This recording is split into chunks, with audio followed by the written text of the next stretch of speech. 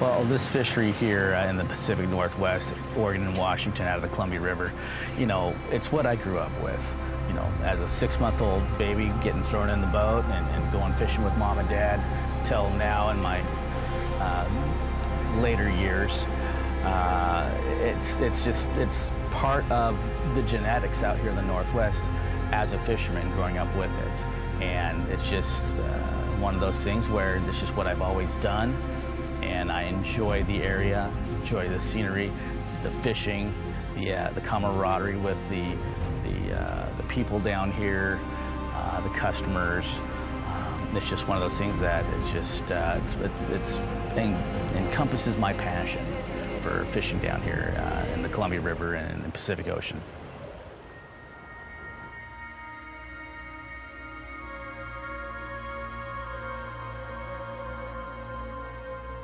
We have different species of fish to fish for down here, such as sturgeon and rockfish and halibut and of course the salmon.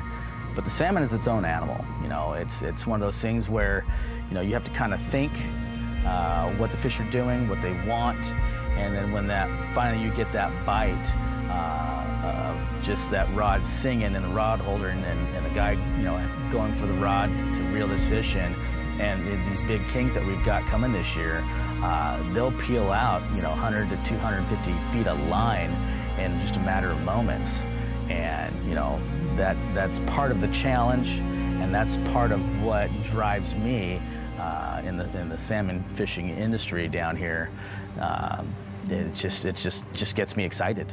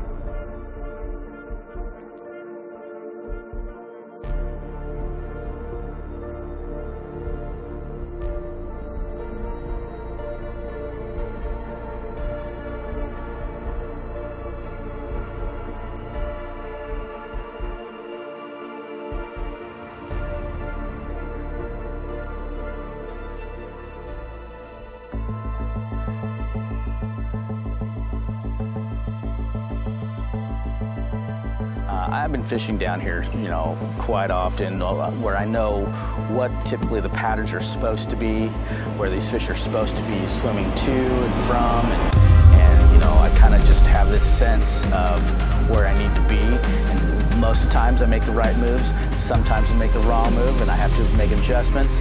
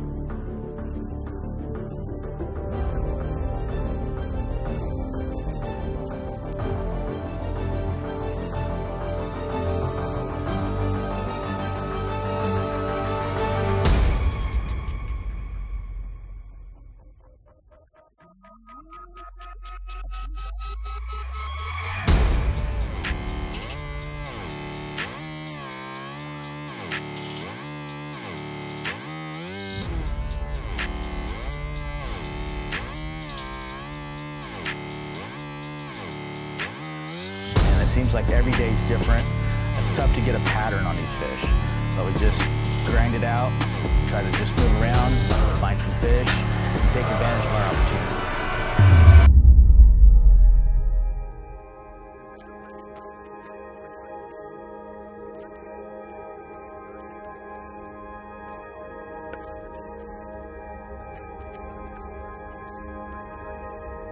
Oh, look at that!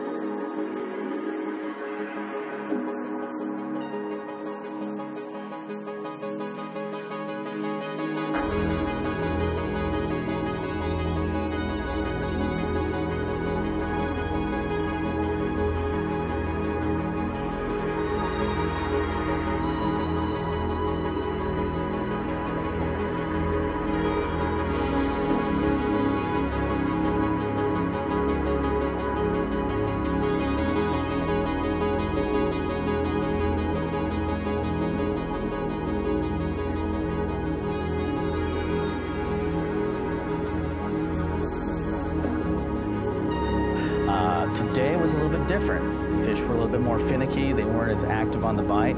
We actually started using some bait, some dead bait, some anchovies, to get these fish to start biting our gear. Well, we're in a pretty good bite here.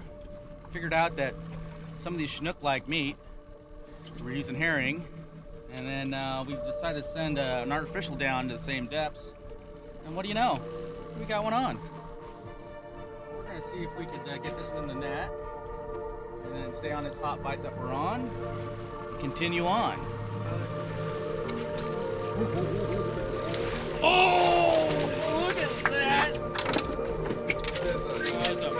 Oh!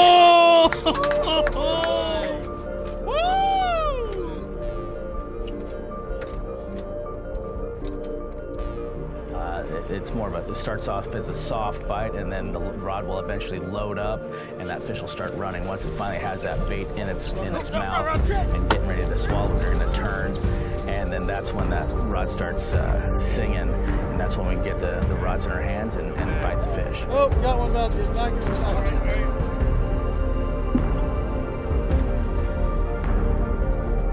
And the actions of the rods, depending on the type of lead. Now we're fishing leads anywhere from 24 ounces as light as 12 ounces. So having the right rods matched up with the right leads.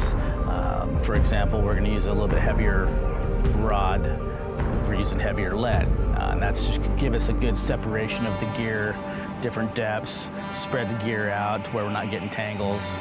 And you know, it moves back, you know, towards the rear. We're using a lighter rod, going with lighter lead, and that helps the action of the baits and the flashers to give that illusion to the fish that, you know, we've got a wounded fish here. So that's kind of how things work with the rods and the type of gear and the leads that we're using.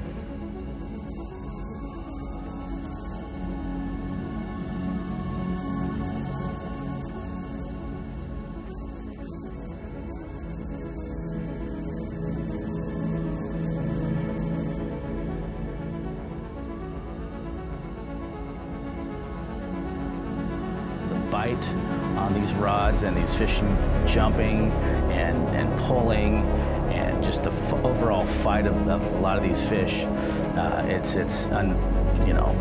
There's nothing that's better than that.